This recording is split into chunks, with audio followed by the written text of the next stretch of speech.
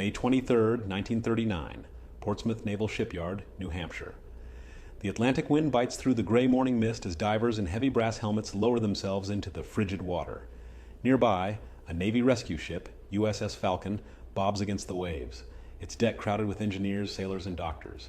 Below them, lying 240 feet down on the ocean floor, is the submarine USS Squalus, trapped and silent. The boat had gone down the previous day during a test dive. Inside, 33 men still live, sealed in darkness and steel. Another 26 are already dead. On deck, Commander Charles Swede Momsen grips the rail, watching the surface bubble with exhaust from the pumps. His eyes are bloodshot from exhaustion. He's been awake for 30 hours, but his mind is clear, precise. This is the moment he's been waiting for. The Navy had once laughed at his ideas and called them fantasies of an engineer who reads too many Jules Verne stories. But now, when no other plan can reach the men below, his invention is their only hope.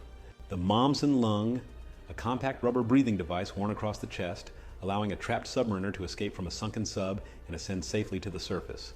It recycles exhaled air, removes carbon dioxide, and prevents deadly decompression sickness. For years, the Navy had dismissed it. Today, it's being tested in real combat conditions. "All right, Swede," a diver shouts through his copper mask, "we're ready to send it down." "Then God help them," Momsen mutters. Hours pass. The rescue chamber descends, a steel cylinder that will clamp onto the Squalus's hatch and bring survivors up one by one. When it surfaces, the hatch opens and the first pale, shaking faces emerge. One after another, the men are hauled aboard, eyes wide, coughing seawater, still alive. The deck erupts in cheers. Momsen exhales slowly, his hands trembling.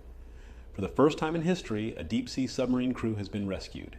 His device, the one the Navy once ridiculed, has saved 33 lives. As night falls over the Atlantic, Momsen stands alone on deck looking at the sea. The wind smells of salt and oil. He knows that beneath the waves lies the next war, invisible, merciless, and coming fast. And he's determined that when it arrives, American submariners will be ready. Pearl Harbor Naval Base, January 1942. The scent of oil and charred steel still hangs in the humid air. 6 weeks after the attack, the harbor is a graveyard. Blackened hulls of battleships jutting from the shallows, sailors welding in the wreckage. But in a small office near the submarine docks, Commander Charles Swede Momsen is already at war in his own way. He leans over a drafting table, sleeves rolled up, surrounded by blueprints and mechanical parts. On one sheet is a detailed cross-section of a Gato-class submarine, the Navy's newest design. Sleek, long, and deadly, but only if its torpedoes work. And that's the problem. They don't. For months, American submariners have been firing the Mark 14 torpedo, a weapon plagued by faulty detonators and depth control failures. They miss targets, explode prematurely, or fail to detonate entirely. Skippers in the Pacific are calling it the duds of death. Momsen slams his fist against the table. "We're sending men to their graves with weapons that don't work." His assistant, Lieutenant Jack Saunders, glances up nervously. "Sir, Buord says the torpedoes are fine." "Then they can come test one at 300 feet with me," Momsen snaps. He has never been content to accept bureaucracy's word. Years earlier, it was the same kind of skepticism that drove him to invent the Momsen Lung after watching a friend die in a failed submarine rescue.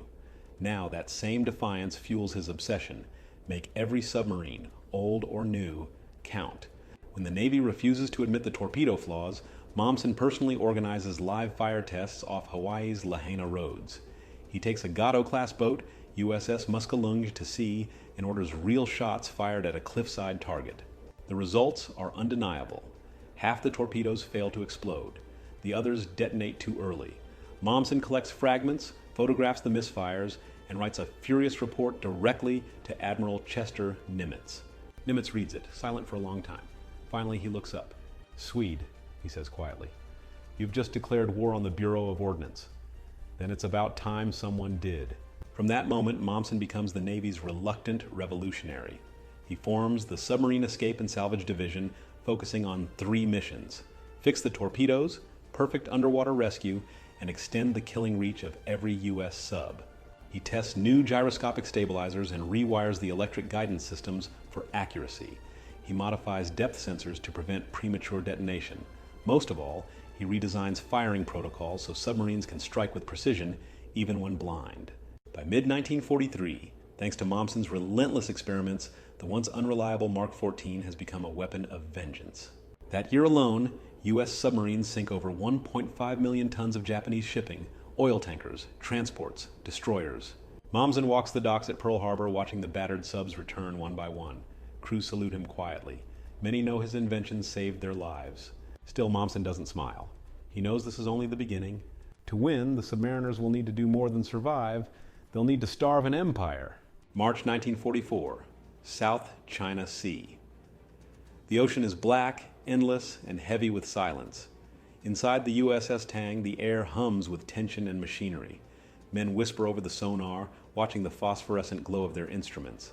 In the control room, Commander Richard O'Kane studies the torpedo data scrolling across the targeting computer, a system fine-tuned by none other than Charles Swede Momsen. The Tang is one of the Navy's older Gato-class submarines, designed before the war, outdated on paper, but now reborn under Momsen's upgrades. She carries the improved Mark 18 electric torpedo and a re-engineered guidance system that allows for spread-angle attacks, firing multiple torpedoes on diverging paths that can overwhelm an enemy convoy's evasive maneuvers. "Contacts ahead, bearing 070, the sonarman whispers. "Multiple screws. Sounds like a convoy." O'Kane grins. "All right, boys, let's make Mr. Momsen proud." The Tang glides silently through the dark, her electric motors whispering beneath the waves. Above, the convoy plows through the night, Japanese tankers and freighters escorted by destroyers, their searchlights slicing the water. Range, 2,000 yards, targets in pattern formation. O'Kane gives the order. Fire 1, fire 2, fire 3. The Tang's hull shakes as the torpedoes leave their tubes. 3 flashes of white in the dark, 3 trails of compressed air vanishing into blackness. The sonar operator counts under his breath. 1 minute, 40 seconds, 20. Then a hollow whump tears through the sea.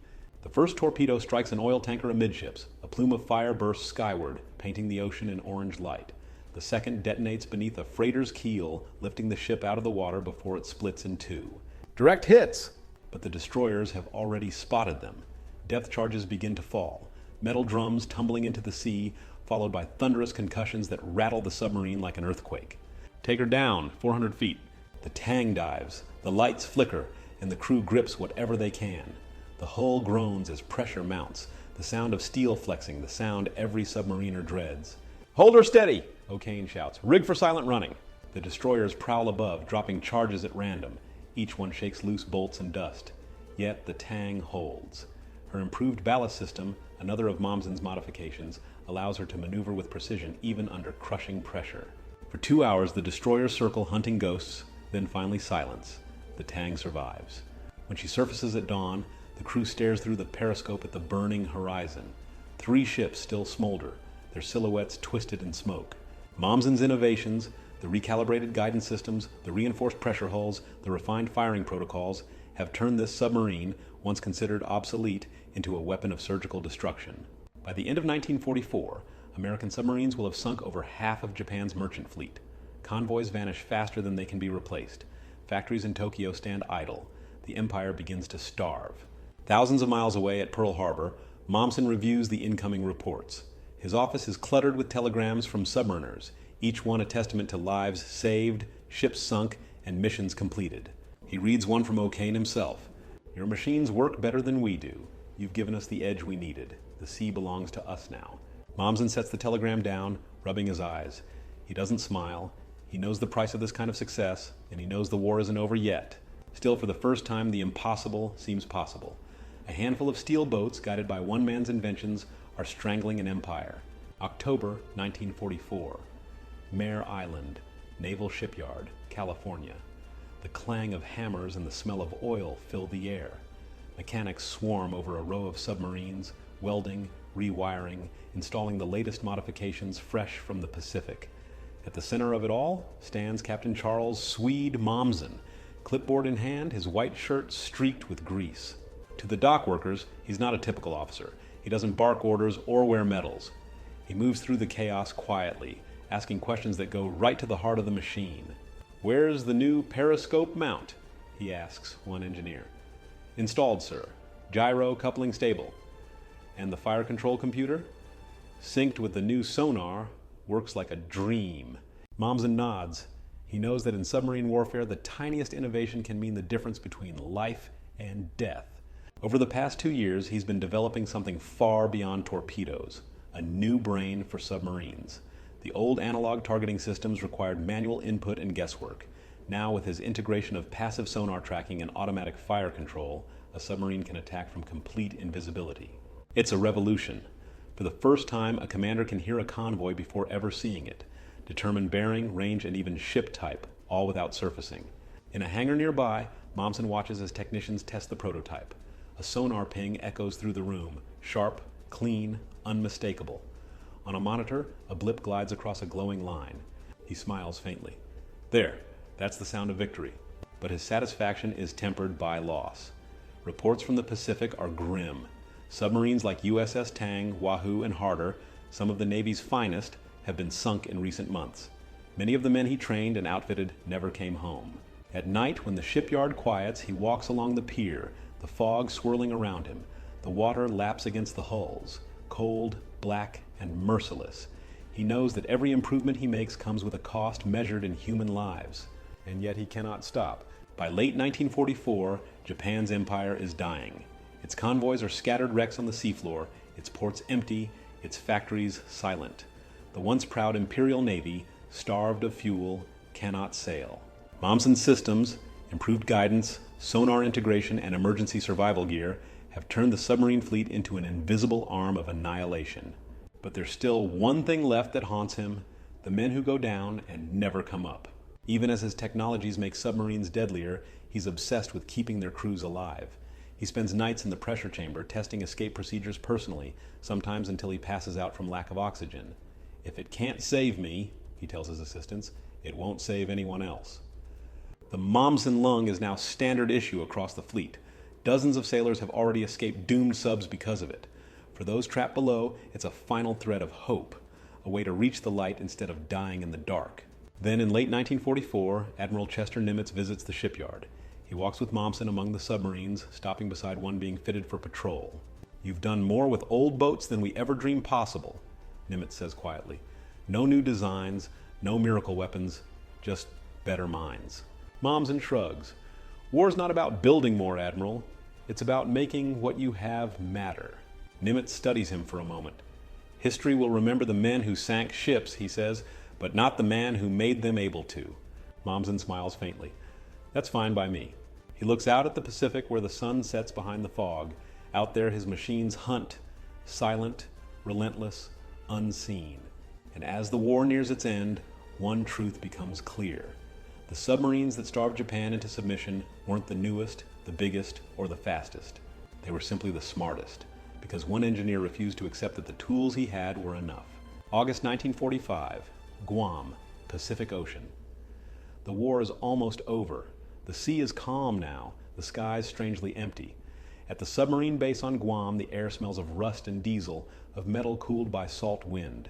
The boats that once sailed out every week now rest quietly along the docks, their decks sun-bleached, their torpedo tubes sealed, their flags faded by war and weather. Captain Charles Swede Momsen stands at the end of the pier, hands in his pockets, watching the crews of returning submarines unload for what may be the last time. Some men are laughing, others are silent, staring out toward the horizon where they've spent years hunting ghosts. From the sea, USS Palau slides into port.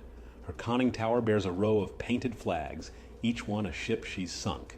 When she ties up, her captain, Commander Richard Slade, climbs out and spots Momsen waiting. He snaps a salute, then breaks into a grin. "You again, Swede? Thought you'd retired to a lab by now." Momsen shakes his head. "Not while these boats are still breathing." Slade hands him a small metal case. Inside are fragments of twisted steel, pieces of a Japanese freighter hauled up as a trophy. "For the man who gave us our aim," Slade says. Momsen nods quietly. He closes the case and looks out at the waves. The war has proven something few could have imagined in 1941, that America's undersea fleet, outnumbered and outgunned, could choke an empire to death. By the summer of 1945, U.S. submarines, many of them designed before the war, had sunk over 55% of all Japanese ships destroyed. Fuel shipments from Borneo and Sumatra were gone. Convoys no longer dared to leave port. Even Japan's mighty battleships sat rusting at anchor, powerless without oil to feed them. And behind that silent, grinding victory was Momsen, the engineer who turned desperation into innovation. His recalibrated torpedoes struck true. His sonar systems hunted unseen targets. His emergency escape gear gave doomed men a second chance. It was a war fought not just with courage, but with calculation. That evening, as the sun drops below the horizon, Momsen walks through the base workshops one last time. The benches are quiet now. Tools hang neatly on the walls. On one table lies an early prototype of the Momsen Lung, the rubber now stiff with age. He picks it up, turning it over in his hands, remembering the faces of the men it saved and those it couldn't. Outside, distant thunder rolls over the Pacific, but it's not thunder. It's the sound of victory celebrations from the nearby airfield. The Japanese have surrendered. For the first time in 6 years, the world is at peace. Momsen doesn't cheer. He simply stands there staring at the sea and whispers to himself, "It's over. The ocean's done taking from us, for now." A few weeks later, he returns to Washington. Medals await him. The Distinguished Service Medal, citations from the Navy, speeches filled with words like innovation and valor. But when a reporter asks him what he's most proud of, Momsen just smiles, faintly, and says that we brought more men home than we lost. That's all that matters. In the years that follow, his designs will evolve into the modern submarine rescue systems still used today.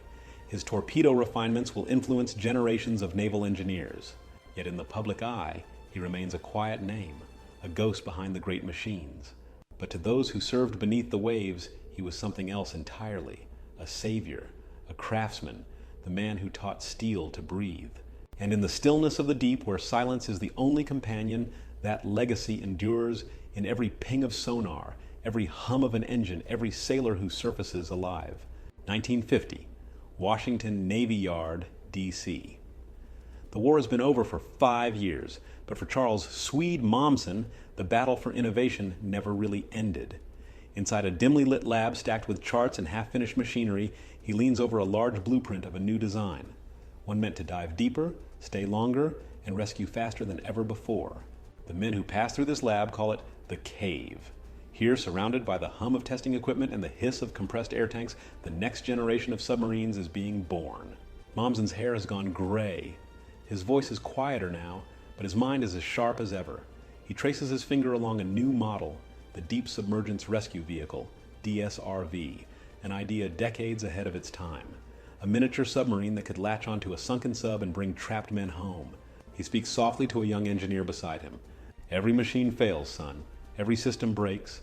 But if a man still draws breath down there, it's our job to give him a way out." The young man nods. To him, Momsen isn't just an engineer. He's a myth made real, the man whose inventions rewrote what it meant to fight and survive underwater. Later that year, Annapolis, Maryland, Momsen is invited to speak at the Naval Academy.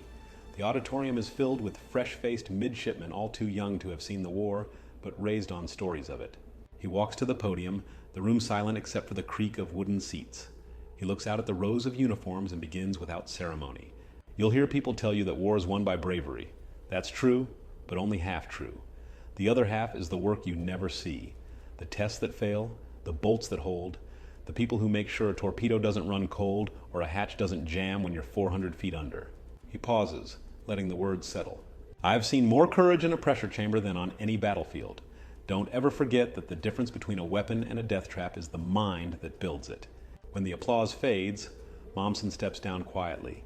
He doesn't linger for photographs or medals.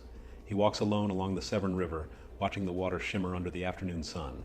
To most of the world, the submarine war is just a chapter. Statistics, tonnage, strategy. But to him, it's 1,000 faces, 1,000 breaths held in the dark.